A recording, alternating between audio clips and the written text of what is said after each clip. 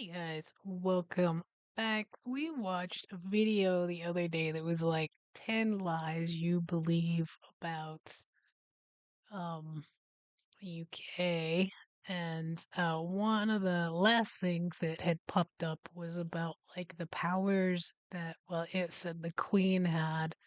And actually this video is going to say the Queen just because this particular video was made 8 years ago. Obviously the other one was prior to her passing. But it was kind of talking about the powers that they have, and it surprised me. And then some of you commented um, on different things, as far as the power that the royals have, particularly the queen, now the king, have. And somebody said that I should watch this video. There were actually a couple different videos that popped up under the title. um I just kind of landed on this one. It's from today. I found out, and it is, what powers does the Queen of England actually have? Guys, I know Queen Elizabeth is no longer with us, and so obviously this will shift to King Charles. And yeah, we're good. We're good. We understand that. I understand that. Putting it out there so everybody else knows.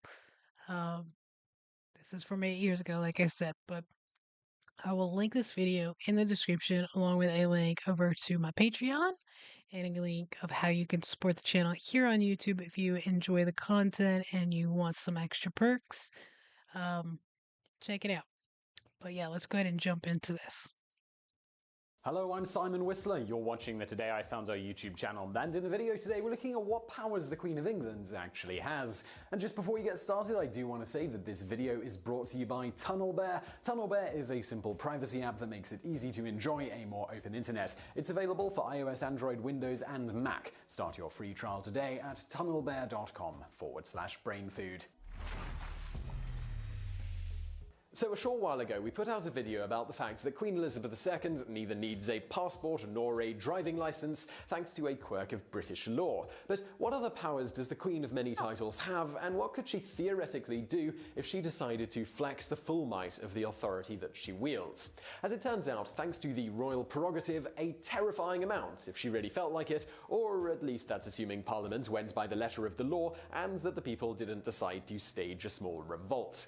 In reality, the Queen rarely exerts even a fraction of the power that she theoretically wields, as it's kept in check by the only person in the UK who can tell her what to do, and that's herself. This is very much a calculated move on her part in order to stay in the good graces of her subjects. She also voluntarily pays her taxes, even though she's not technically obligated to, and that helps with people's opinion of her. Not only does she avoid openly flexing her political might, she also tends to keep her opinions outside of the public sphere. As historian Frank Prohaska notes, the real Yo, I respect that so much. You look at the idiot that we have in charge right now, and if you disagree with me on that, hit the road, Jack. Uh, this channel is not for you. Um,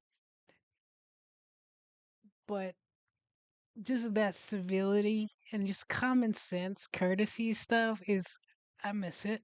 I'll miss it. secret of royal influence is saying nothing. And anything the Queen does say publicly is pretty anodyne. The minute a monarch or many of the royals say anything remotely political or opinionated, they alienate people and they lose some power. This silence played a large part in how the British monarchy survived post-World War I when other European royal families didn't. In fact, for nearly 2 decades now, the monarchy has regularly had polls run and focus groups put together to keep track of how the general public feels about them and their various actions. They also have on payroll individuals whose job it is to ensure the Queen stays in the public eye and in a way that is most likely to endear her to her subjects. Similar to politicians who rely on the voting public, with each public change she presents, right down to the carrying of a cell phone or not, carefully calculated in terms of the impact it might have. While this may seem only self-serving, the Queen has a very lengthy track record as an admirable public servant and is also acutely aware that she is a prominent public face representing her subjects, so is keen on avoiding being viewed in a bad light, lest she in turn paints them in a bad light by her actions. As she noted at the tender age of 21 in a speech to the Commonwealth she gave on her birthday, I declare before you all that my whole life, whether it be long or short, shall be devoted to your service and the service of our great imperial family to which we all belong. Surprisingly, for many years, the full extent of exactly what powers the Queen handed off to the government but technically retained weren't publicly known. That is, until 2003, when the government released a partial list of the things it can do on the Queen's behalf. For the most part, the list confirms that the government could do things to save the Queen time, such as issue or revoke passports, which simply wouldn't be a feasible thing to be the sole prerogative of the Crown in a modern society. However, some were actually slightly worried by some of the things she could do, like declare war, which under rules of royal prerogative can be done without consulting Parliament. On top of that, the Queen is totally immune from prosecution and is considered above the law in the UK. And further, as a head of state, she also enjoys diplomatic immunity in any foreign country she happens to visit.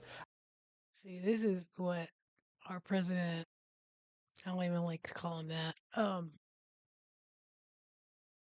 He's such a narcissist, self-centered person. He puts nobody above himself, and he wants to be a king. So, I mean, so he doesn't have to have anybody. He doesn't want anybody telling him no because he's a spoiled, rotten, grown-up child that puts gaudy, ugly gold crap on everything. Like he and for the most part, Congress, at least his side of it, doesn't push back. I mean, they're finally starting to a tiny, tiny bit, but I don't know. I don't think the founding fathers had any idea that there would be such cowards in office that would be so willing to give up the power that they wield and not care at all about the people they're supposed to represent. As such, she could commit any crime conceivable anywhere on Earth, at least as the law currently stands, and suffer no legal consequences for doing so. However, as with everything else, she's generally exceptionally careful to ensure that she doesn't break any laws. Of course, what she does in private is completely her own affair, despite her prominent political position, as she is exempt from freedom of information requests. So, moving on, because technically speaking, the people of Britain are not citizens but subjects of the monarch, she could have anyone she wanted arrested and presumably seize their property or land for the crown. Speaking of which, the Queen owns all of the seabeds around the UK and can commandeer any ship found in British waters for service to the realm. Oddly enough, she also has first dibs on any whales that wash up on shore. The Queen could also administer any manner of punishment to an individual who offended or otherwise displeased her, as the Crown has prerogative power to keep the peace within the realm. So, as far as kings and queens go in the past, obviously history would show a lot of people that were more similar to what we have going on right now. They were narcissistic and did do whatever they wanted to do, took what they wanted to take, had no punishment for it essentially. Like right now, you have a very civilized monarchy. Elizabeth was in charge for a long time, and now Charles and William seems like a decent person. Um, he reminds me so much of Princess Di, but and then you have his kids. I mean, all of it's good and well as long as they continue with um not doing things that people think they shouldn't, right? So the only downfall of this is that what happens when somebody else comes into power that doesn't care about that stuff, right? I never thought it would happen here, but here we are. So,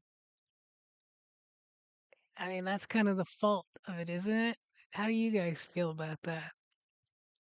Let me know in the comments what your all's thoughts are on that. I mean, because what if you had somebody come in charge like what we have right now, and they were just like, I'm going to do what I want. I'm going to take your all's taxes and whatever, and I'm going to build a giant gold ballroom and you guys are just gonna pay for all of it. You're never gonna come here because you're losers and I don't care about you and like take away like healthcare and I mean just I mean didn't care what you guys thought, didn't care if you revolted, didn't care what Parliament thought.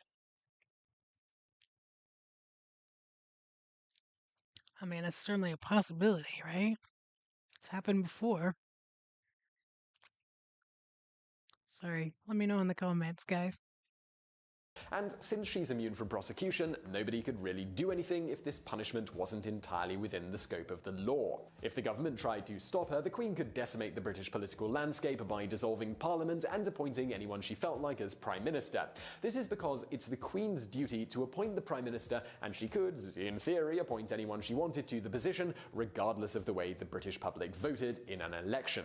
On top of that, in the event the Queen didn't like the outcome of an election, for instance, if she didn't like the replacement Parliament members that were voted in, she could just call for another one using royal prerogative until she got the Parliament she wanted. Not that she'd need to, because if she really wanted, she'd just bring in the army to keep everyone in line. But how does that work? How does she control the army? Well, that's because the Queen is also the commander-in-chief of the entire British military, with every officer, soldier, sailor, and pilot swearing allegiance to the crown and nobody else. They're not called Her Majesty's Armed Forces for nothing. Being considered the ultimate authority on all British military matters, the Queen could authorise a nuclear strike on France or make North Korea an ally, as she has the power to declare both war and peace with foreign nations. As for laws, well, technically the Queen can't create new laws, she can only sign them into law after they've been decided upon by Parliament. In fact, her royal assent is required to make the law official after being passed by Parliament in the first place. She could appoint ministers who'd make any laws she wanted a reality and then just sign them into law that way. Beyond royal assent, there's also the Queen's consent, which requires she give her consent before any law that affects the interests of the monarchy can even be discussed at all in Parliament. She actually has used this power before, such as in 1999 when she refused to allow the discussion of a bill that would have given Parliament power to authorise military strikes in Iraq instead of needing her authorisation.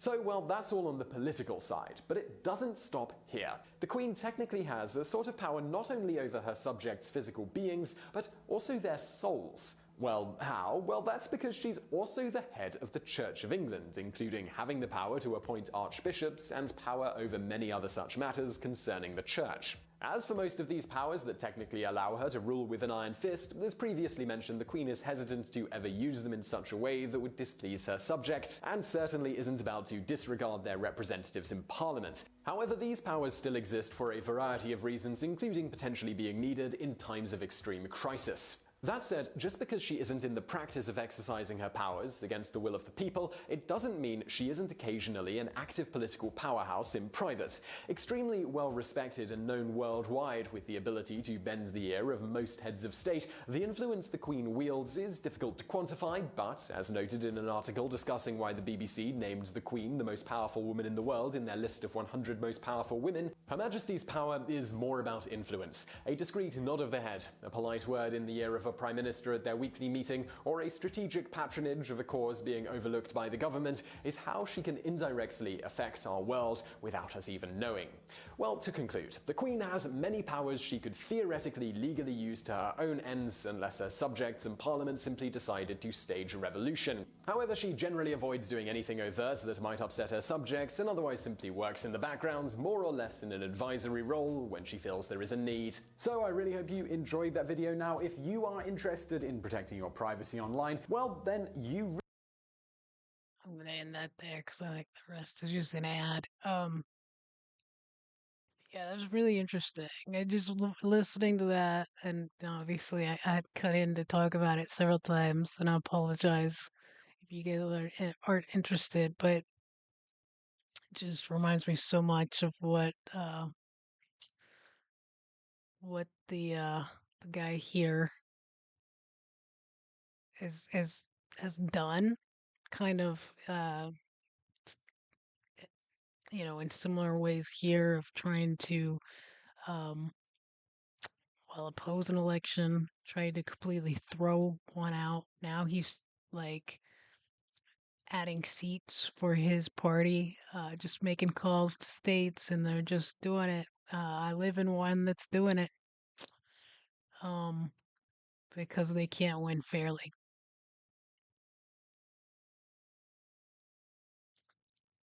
I don't know, guys. It is scary to think about, though, isn't it? That you know there could one day be one that's just a Looney Tune and doesn't care what the perception is, doesn't care what the polls say. We have one. Bunch of crazy people put them in there.